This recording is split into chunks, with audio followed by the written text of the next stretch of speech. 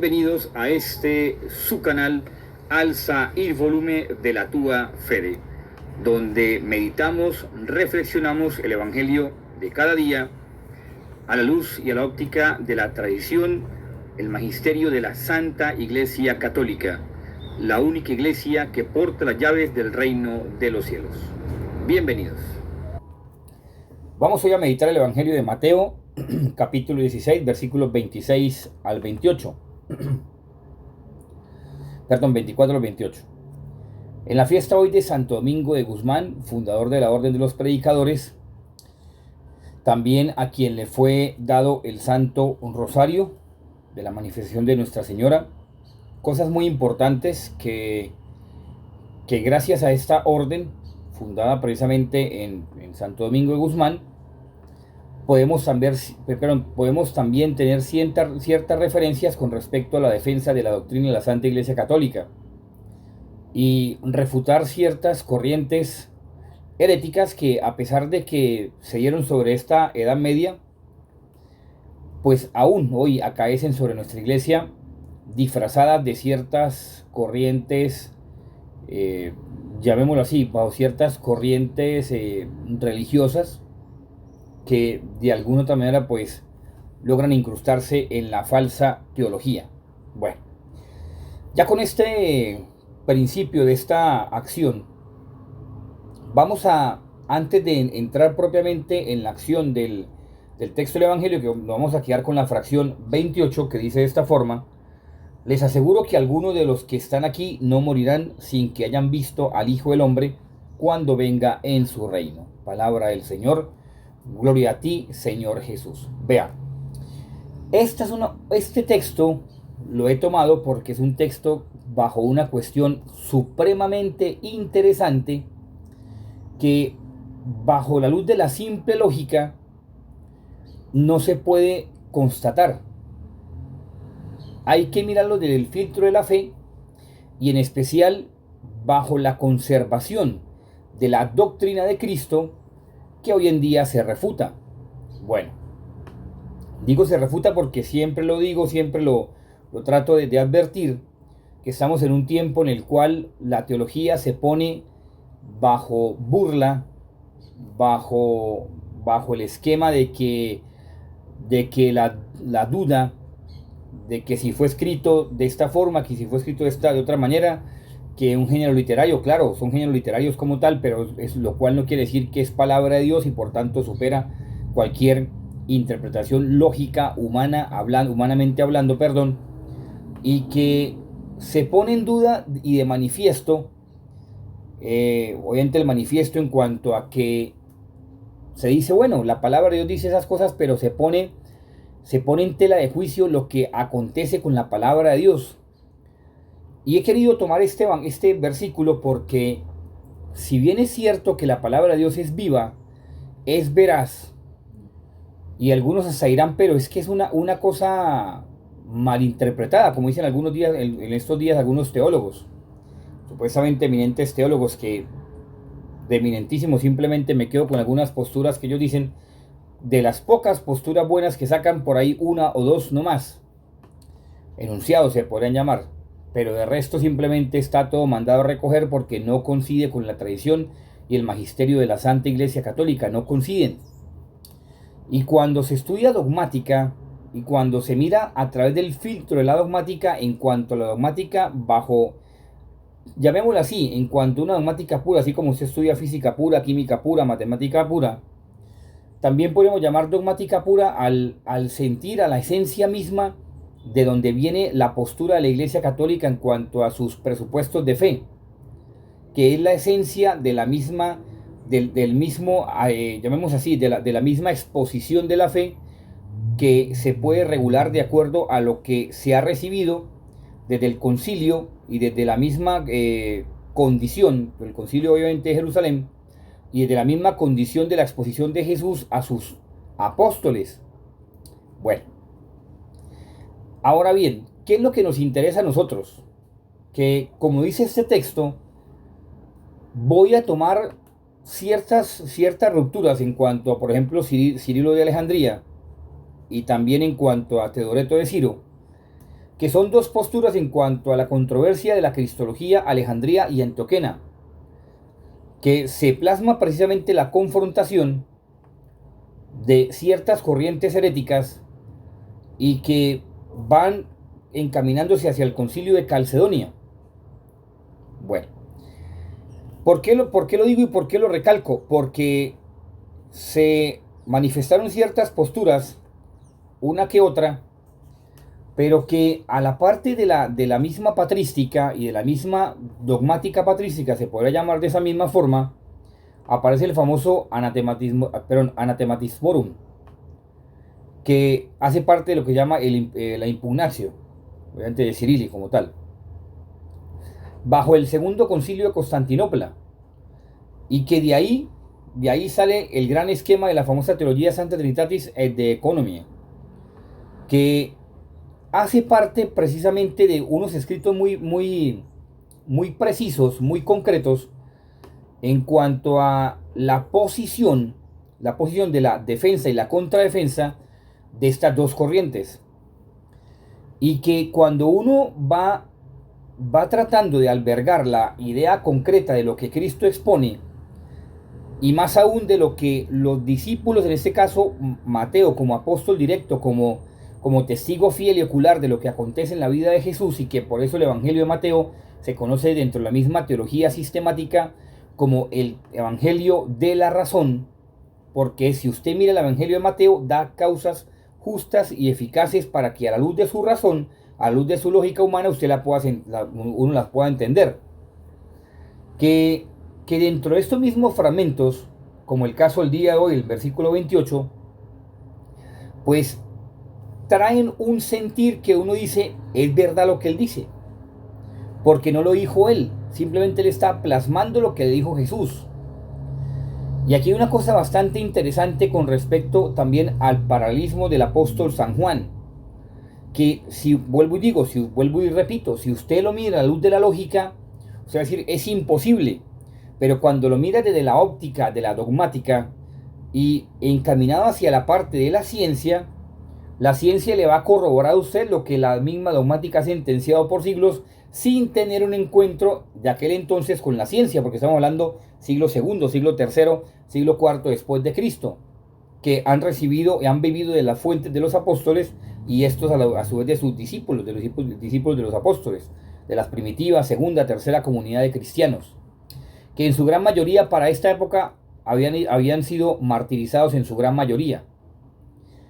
Bueno, ya con esto, entonces entramos en la acción cristológica, que es bastante dominante en cuanto al sentir y en cuanto a ejercer el poder que la iglesia ha recibido de parte de Cristo.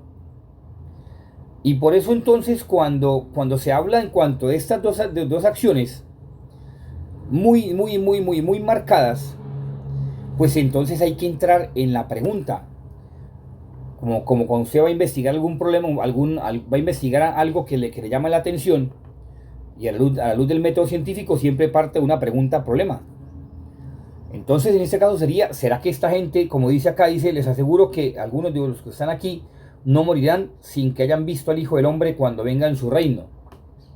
O sea que entonces algunos de ellos no han muerto. Será la pregunta, ¿será que entonces el hombre puede vivir desde esa instancia más de 1000 años, más de 2000 años? Y si usted va a la luz de la ciencia, esto es muy interesante. Si usted va a la luz de la ciencia médica, a la luz de la ciencia biológica, usted le puede preguntar a cualquier médico, ¿el cuerpo humano se deteriora o se regenera? Y por estudios biomoleculares, celulares, cada 10 años el cuerpo está previsto para que se regenere por sí solo. Entonces, ¿de dónde viene la ruptura y la segregación en cuanto a la postura vital del cuerpo de no poder regenerarse por sí solo? O como se planteó. Porque eso también hace parte entonces de lo preternatural, obviamente de la inmortalidad. ¿Qué es lo que hace entonces que el cuerpo se vaya deteriorando con el paso del tiempo? La respuesta es una sola: el pecado. el no haber estado en la alianza con Dios eternamente. Y partiendo de ahí, de esa realidad que usted puede verificar médicamente a la luz de la ciencia médica, así como la ciencia médica, no voy, como le digo, siempre vamos por las aristas, no vamos a entrar en el tema del día de hoy de Adán y Eva, pero ya ha comprobado que toda la humanidad viene de dos pares, tanto de mujer como de hombre, dos gametos. Bueno, ahora, ya teniendo en cuenta esto y teniendo en cuenta la invariabilidad de lo que la ciencia ha investigado, que no sé si usted pronto habrá sabido o hasta ahora se entere que eso acaece de esa forma, pues hay documentos en cuanto a lo que llama la dogmática y la espiritualidad, que están, obviamente están traducidos del hebreo, del arameo, al francés, de Marc et Spiritualité, chez Saint-Cyr, o sea, como digo, que son en francés, bueno, no va a leerlos, pero que sí hacen parte de esa acción en cuanto a esa famosa anathematismatorum, que simplemente es la acción de no creer lo que Dios ha expuesto. ¿En dónde? En su Sagrada Escritura, en su revelación y en el cuerpo apostólico. Cuerpo apostólico, entiéndase, los 12 apóstoles que recibieron y bebieron de nuestro Señor Jesucristo, y ellos expresaron su doctrina de acuerdo a como la había enseñado Cristo. De forma que cuando ya, para entrar en el tema del Evangelio, ya cuando uno se tiene en cuenta que si usted no cree lo que está escrito en la palabra de Dios, y si no lo tiene en cuenta por lo menos, mínimamente, para por lo menos entender de que Dios es todopoderoso y que Dios todo lo puede, entonces por lo menos tenga en cuenta que a Dios no se le escapa nada. A Dios no se le escapa ni su sentir, ni su querer, ni lo que usted piensa, nada, absolutamente nada. Por eso cuando usted y yo estemos el día del juicio, se nos va a abrir el libro de la vida.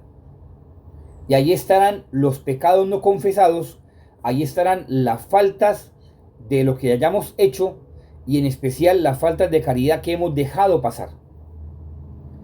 De forma que cuando se habla precisamente de estas acciones, tenemos que entrar en la acción de la cristología y que pues sí, el aporte en cuanto a Alejandrina es buena, Antioquena es buena, y que vuelvo y digo, todo coincide sobre el concilio de Calcedonia, básicamente queda intacta precisamente la cristología, que no es muy alejada de la realidad corpórea, no es muy alejada de la realidad corpórea en cuanto a el valor que se hace del acercamiento al texto sagrado, que ya con antelación se han hablado como principio esencial, porque hablábamos el día de ayer, Editio Pniceps, que es lo que tiene que ver con la parte dogmática de lo que es la realidad del sujeto en cuanto al objeto que se está generando.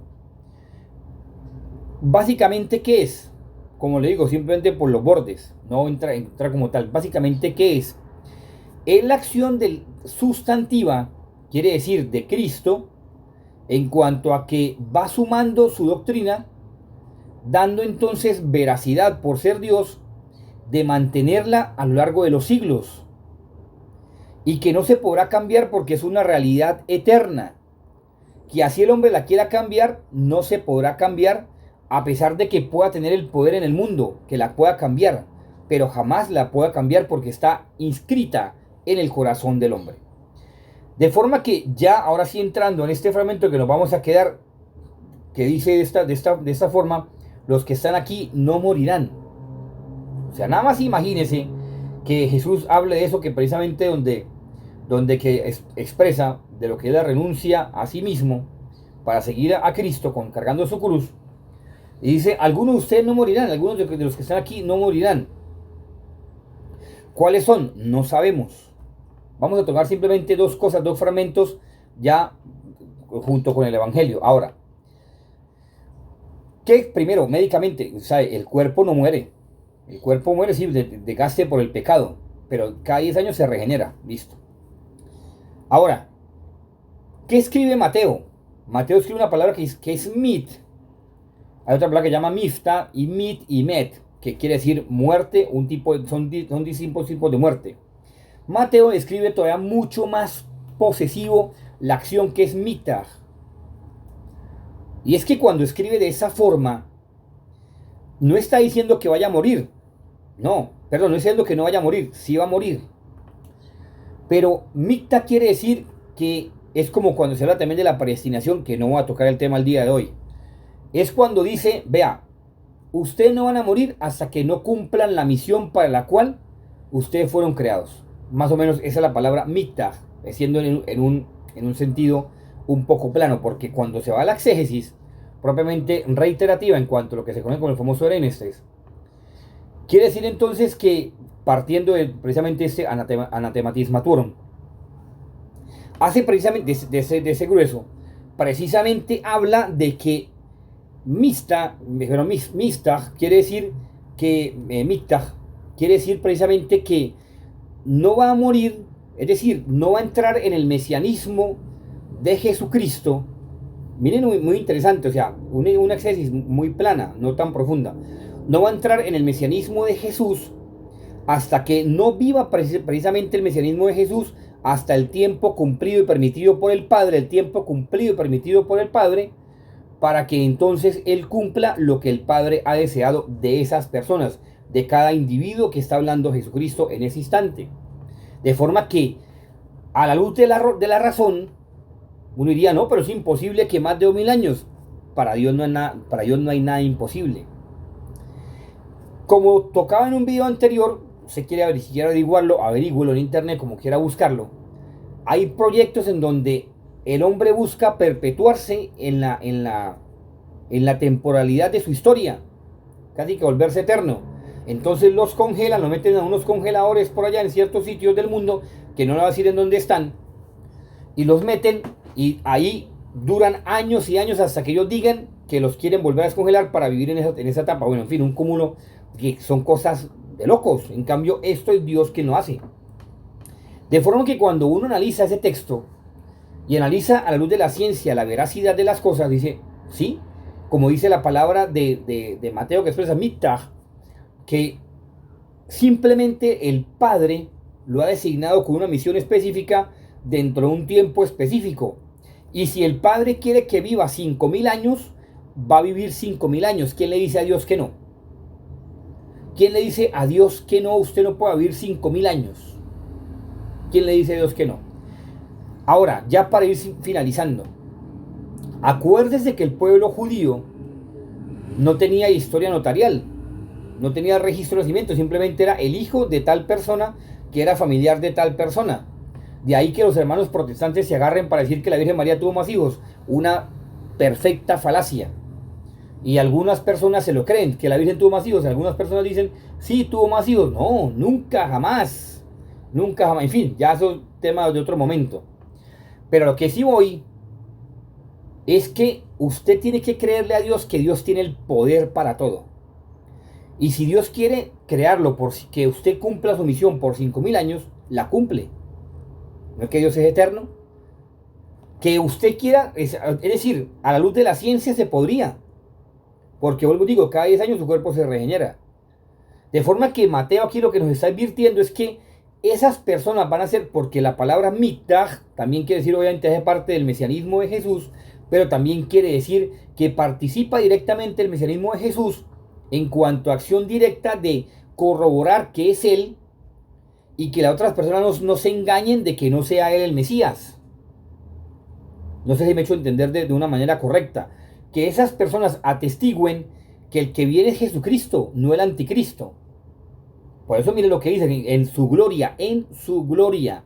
Y Cristo no ha venido en su gloria, ya está por venir. Desde el momento que fue asunto, perdón, se llevó la ascensión a los cielos, de ese momento estamos esperando la venida de Cristo. Pues algunas personas dicen, no, es que ya viene, desde ese momento. O sea, siglo primero de la era cristiana, año 33. Desde ese momento estamos esperándolo. Que algunas personas, bueno, en fin, hay que cumplir unos signos dogmáticos. Pero ahora ¿qué es lo que quiero llegar con esto? Que si a usted Dios le dice que va a vivir tanto tiempo, listo, perfecto. Y que uno sea consciente de que para Dios nada es imposible. Para Dios nada es imposible. De forma que cuando Dios le dice, va a ocurrir esto, y que ellos están puestos en cuanto a la acción de mittag, de que quiere decir que no van a morir hasta que no cumplan la misión que Dios les estableció, porque ellos conocen a Jesús, conocieron a Jesús y pueden distinguir verdaderamente quién es Jesús del anticristo.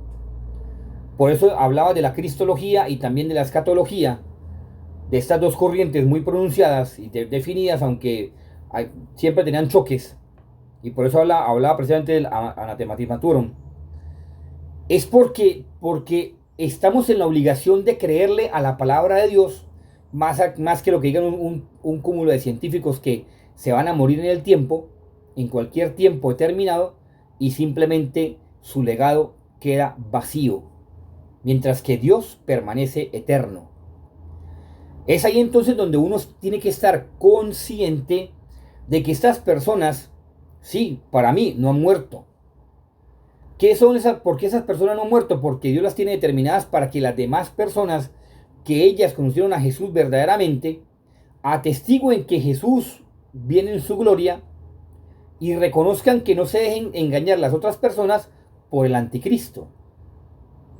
Eso es lo que se contiene en cuanto a la famosa también fracción mictah, que quiere decir participan directamente en el mesianismo de forma indirecta con las demás personas, pero que su tiempo se va a cumplir en el momento que el Padre quiera llevárselos a la eternidad.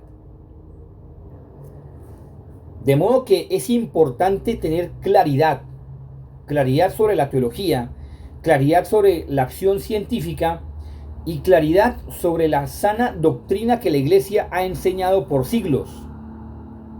Que la Iglesia ha enseñado por siglos y que entonces, como algunos científicos buscan la partícula de Dios, otros buscan ciertas cosas, pero son gente atea que no tiene nada que ver con el cristianismo, que por el contrario buscan acabar el cristianismo, pero se dan su tremendo golpe de la tremenda sorpresa al encontrar que lo que el cristianismo dice es verdad, que lo que la Iglesia ha manifestado es verdad y que no lo puede refutar así de la noche a la mañana, porque no hay pruebas que conciernan o pruebas consistentes dentro de la misma razón de la lógica humana que puedan corroborar lo que ellos están diciendo en sus tesis. Por el contrario, quedan como unos mentirosos, como unos herejes que simplemente pasan sus tesis por cosas insignificantes, y que a la luz de la ciencia dicen: qué hombre tan inteligente, miren lo que propuso, pero su tesis es simplemente nada con respecto a lo que es el acontecer veraz de la ciencia. Bueno, nada más, por ejemplo, mire la encarnación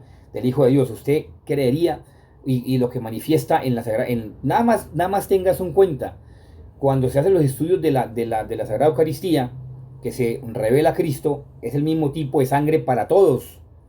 Es decir, solamente Dios lo puede sostener, porque Dios es el que puede hacer ese tipo de acciones científicas. El mismo tipo de sangre para todos y las mismas condiciones para todos esos milagros eucarísticos que a la luz de la ciencia revelan que es una persona humana, y que grandes científicos, muy grandes científicos, cada uno en sus temas, pues han dicho: es imposible que una persona esté viva de esa forma. Bueno, en fin, ya cuestión para que usted lo averigüe en su casa, donde usted quiera averiguarlo, para que vea que le estoy diciendo la verdad. Bueno, el día de hoy tenemos que pedirle entonces a la Virgencita María que nos cubra con su manto maternal de amor, nos lleve dentro de su inmaculado corazón y nos libre de la acción del maligno de Satanás, para que podamos entender claramente que para Dios no hay nada imposible, y que lo que Él quiere hacer lo hace por sobre todas las cosas, que nos dé esa fe en Cristo para entonces creerle únicamente a Él. Que San José también nos ayude en este caminar, para que entonces nuestra fe se avive cada vez más. Le damos gracias a Dios porque es un Dios de imposibles, es un Dios que puede hacer las cosas como Él quiere y que siempre las hace bien, las hace en beneficio nuestro, y que nuestro ángel de la guarda nos inspire las buenas acciones para hacer siempre la voluntad de Dios. Nosotros le permitamos a Él que nos inspire las buenas acciones para hacer la voluntad de Dios. Acuerde siempre la Virgen María, que nos acompaña junto con San José y nuestro ángel de la guarda.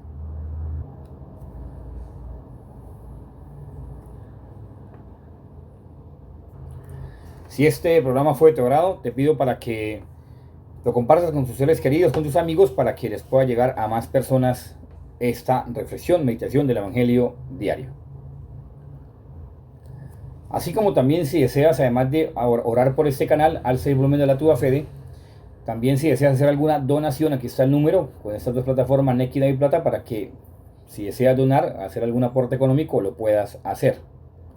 O por si por el contrario deseas hacer una donación a través de esa cuenta de ahorros de vivienda desde Colombia o cualquier parte del mundo. Dios los bendiga, San José les acompañe, la Virgen María les proteja, nos proteja y nuestro ángel de la guarda nos libre de la acción del maligno y nos aconseje siempre para que hagamos la voluntad de Dios. Feliz día en la mano del Señor y María Santísima y San José. Que esté muy bien.